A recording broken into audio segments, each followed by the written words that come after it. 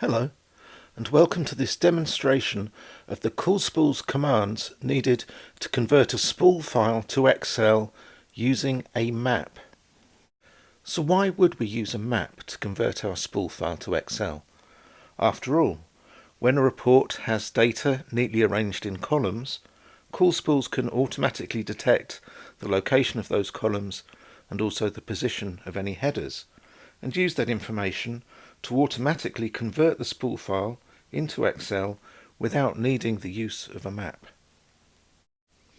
The issue arises when the spool file is not a simple report with data in columns, but has a more complex structure.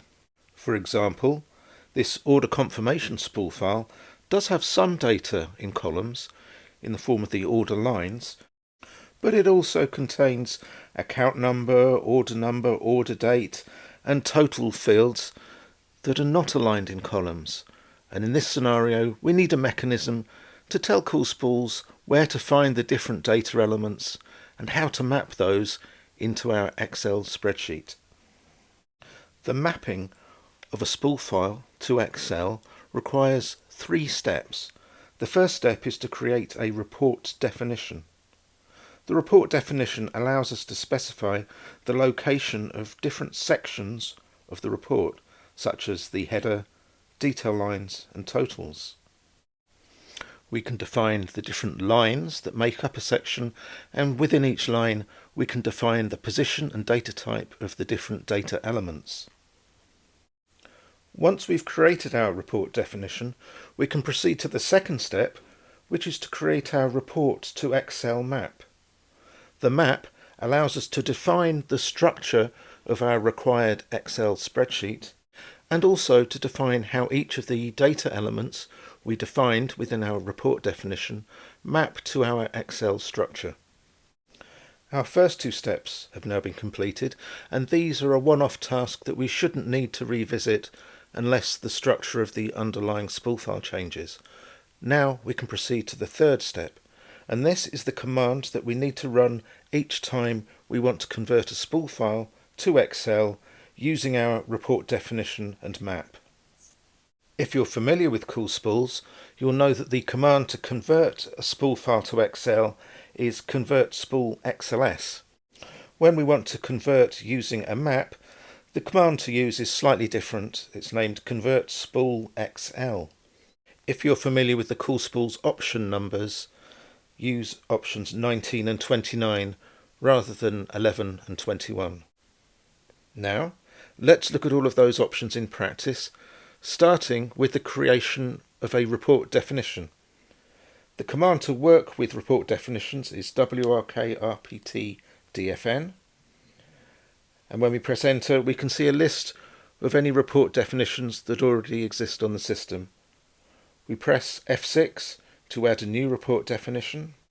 We can leave most of these parameters at their default values, but we do need to give the report definition a meaningful name. This could be the name of the spool file it relates to.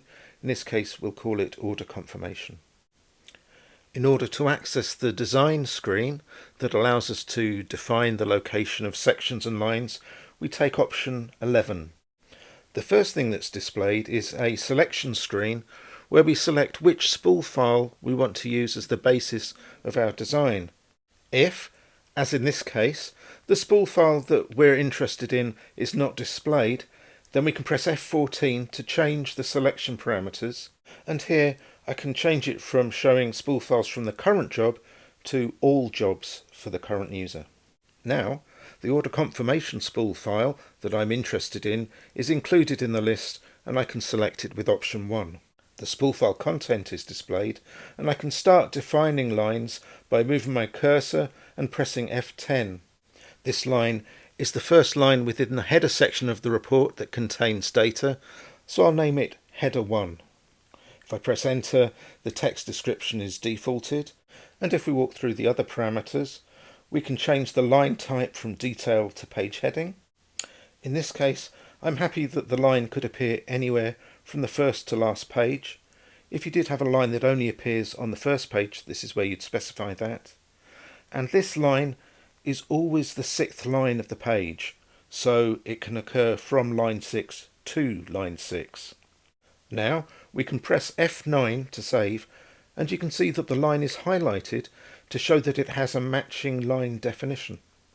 If I leave my cursor on that line and press F10 again, you'll see that the content of the line is displayed across the top of the screen. If we position the cursor to the start of our data value and press F10, we can define an item within the line. We'll name our item customer name, and you'll notice that although the character position is correct, CoolSpools has defaulted the character length to 4 characters. That's because that's how much data there was before a blank character was encountered. So we need to correct that and give it the actual character length of our customer name.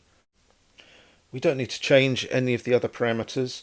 You'll notice the data type has correctly defaulted to alpha, and when we press enter, at the top of the screen the underlined section extends to 30 characters.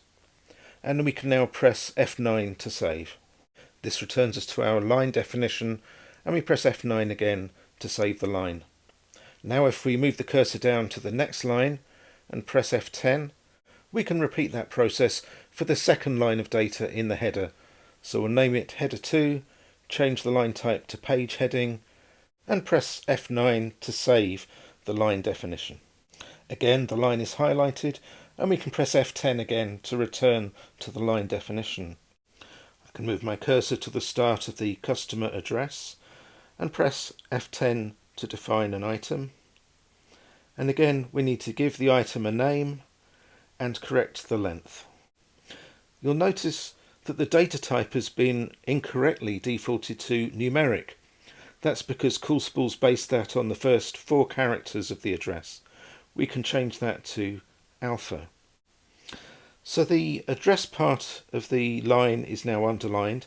There is some more text further on in the line, but that's static text that we don't need to include in our conversion.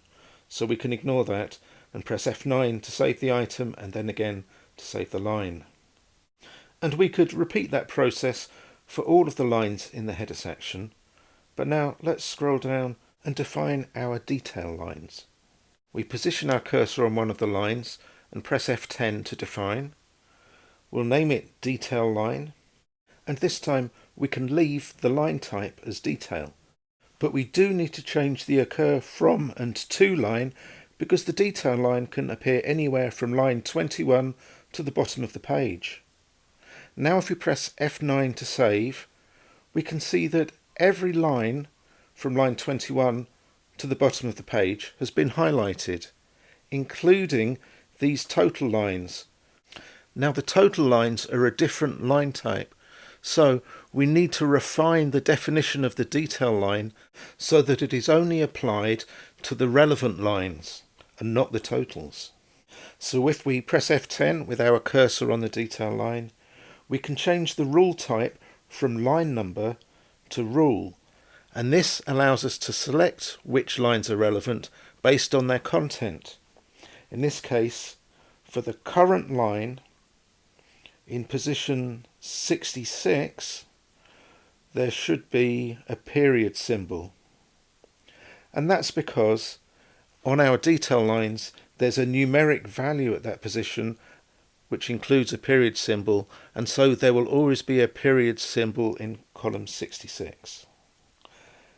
If we press F9 to save again, this time only the genuine detail lines are being highlighted, and the total lines are no longer considered to be detail lines. Once again, we can return to our line definition by pressing F10, and we can start to define the data items within the detail line. The first data item is the order line number, which is numeric and right adjusted, so we need to move our cursor a few characters to the left before we press F10 to define the item. You can see that CoolSpools has correctly set the character length to 5 and the data type to numeric. We'll name this line number and then F9 to save, and repeat that process for the other items in the line. F10 to define, enter the name, and F9 to save. And once you've defined all the items, it's F10 to save the line definition. And now let's just look at these total values. If we press F10 to define the first total line, we'll name it net amount. And this can appear on any page, and we don't know which line it'll appear on. Again, it could be anywhere between line 21 and 65. So we need to specify a rule. And in this case, the rule can be that the text net amount appears in column 65. So we just enter that value and then press F9 to save. Once again, once we've saved it, we could press F10 to return to the line definition and define the items, but we've already seen that, so let's go down to the next line and define our tax amount total line. We'll name it tax amount, and again it can appear anywhere from line 21 to 65, and we can define it using a rule.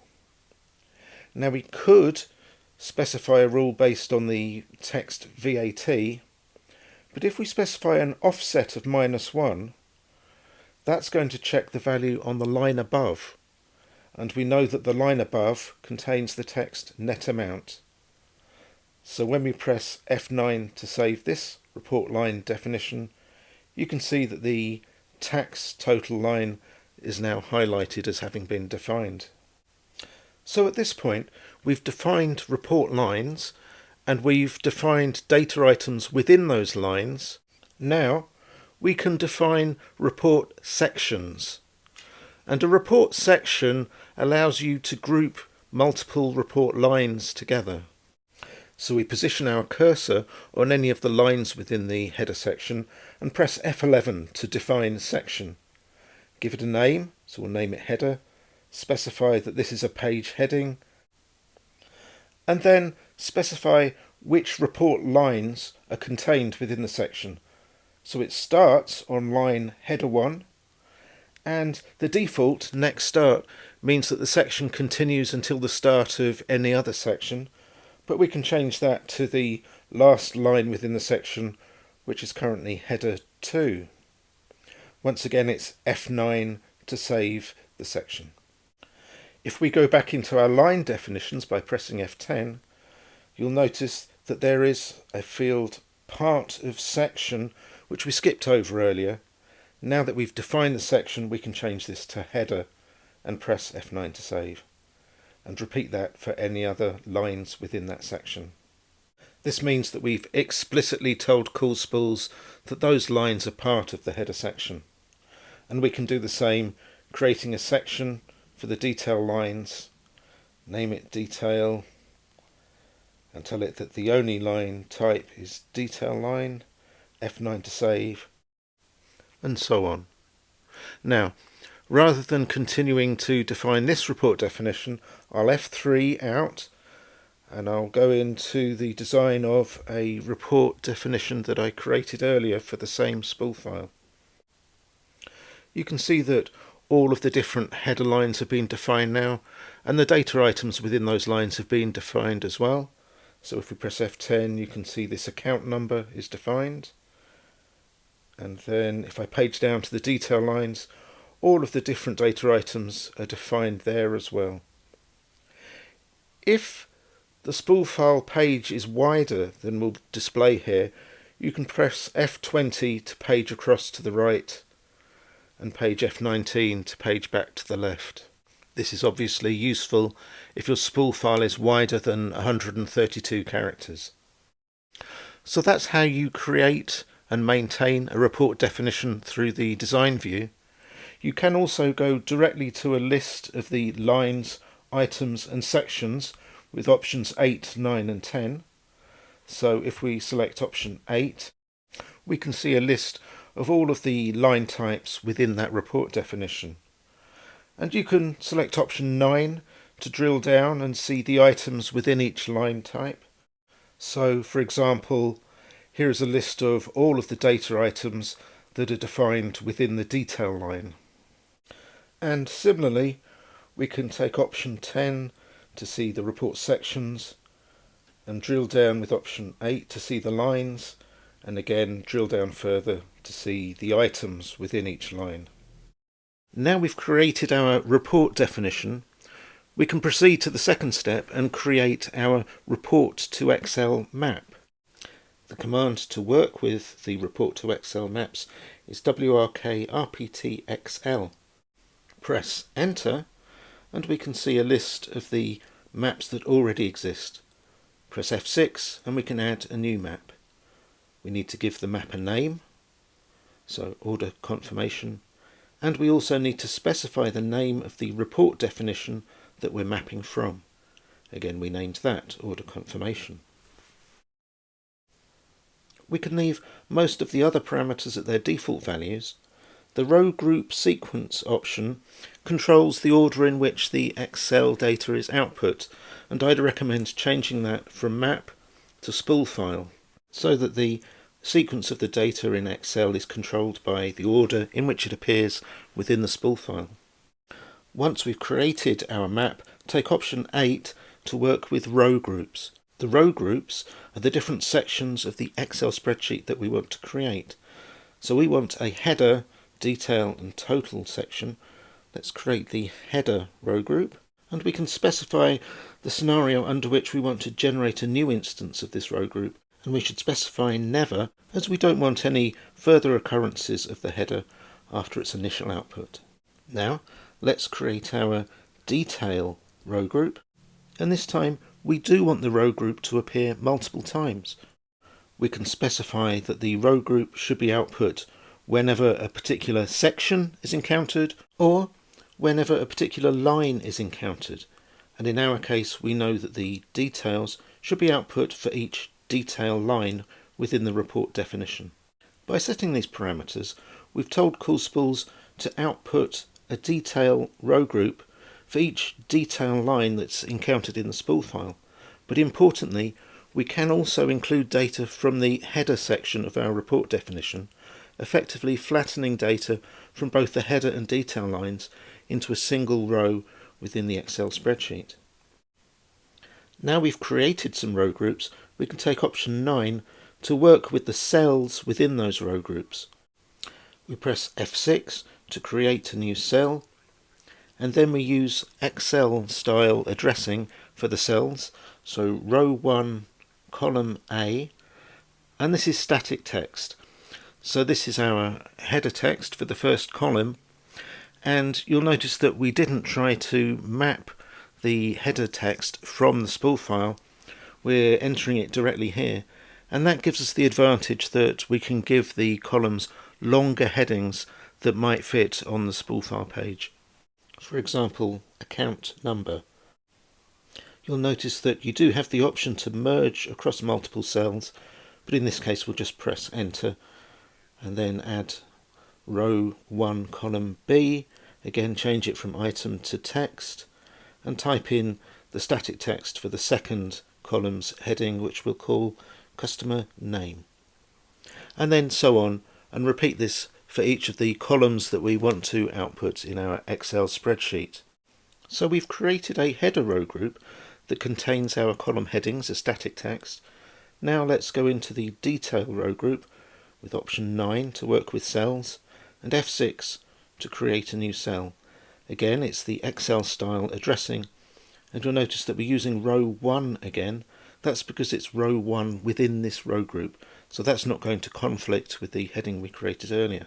This time we want the cell contents to be the default value item, and when we press enter we can enter the name of the data item from our report definition. If you can remember it, you can type it in. Alternatively, leave it at select, and when you press enter you're presented with a list of the data items in the report definition. Just put 1 next to any of those to select them. As previously with the report definition, I've got an example that I created earlier for the Excel map, and you can see that I've created multiple row groups. The first row group has a single cell that's merged across columns A to K, and this just contains the static text order confirmation. So that's a page heading that appears in the first row of the Excel spreadsheet.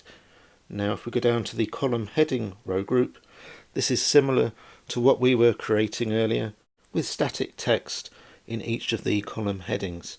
And you'll notice some of these columns, the order number, account number and name, come from the header section of our spool file, and that others, the line number, product ID and so on, come from our detail line. So we're flattening data from different positions on our spool file into a simple Excel structure. We're outputting the detail lines, and then we're outputting a blank line underneath the detail lines. So this is separating our detail lines from our totals. And if we look at the summary header, this is the header for our total fields, and it's just static text that says order totals. And then if we look at our summary report group, this time we're combining labels as static text and values as data items, and you'll notice that we're outputting to multiple rows.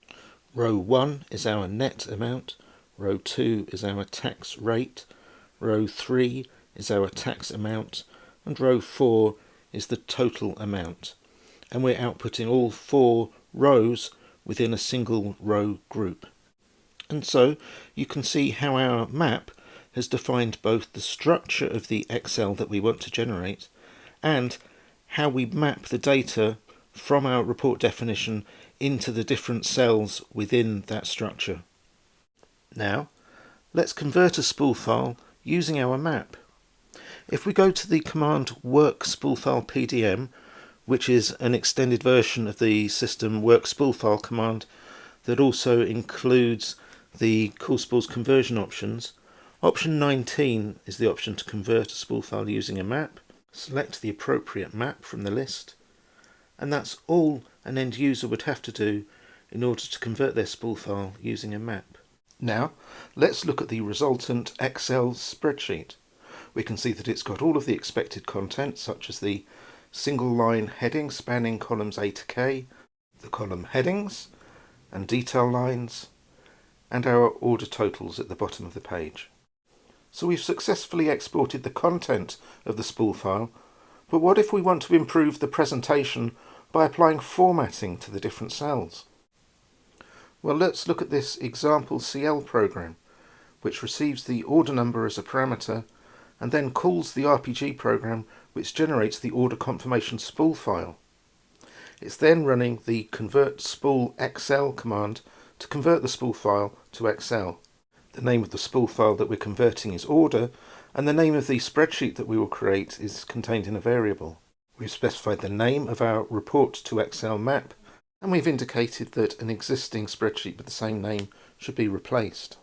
If we page down through the parameters, we can see that the generated spreadsheet should be sent as an email, and related parameters have been set, such as the email subject and the email recipient address. Now if we page down to the styles, we can see that a style named header has been defined, and the styles are how we control the formatting of the different cells. Because the style name is the same as the name of a row group within our map, it will automatically be applied to the rows within that row group. So our header style, our single header line, will be centered with large and bold text.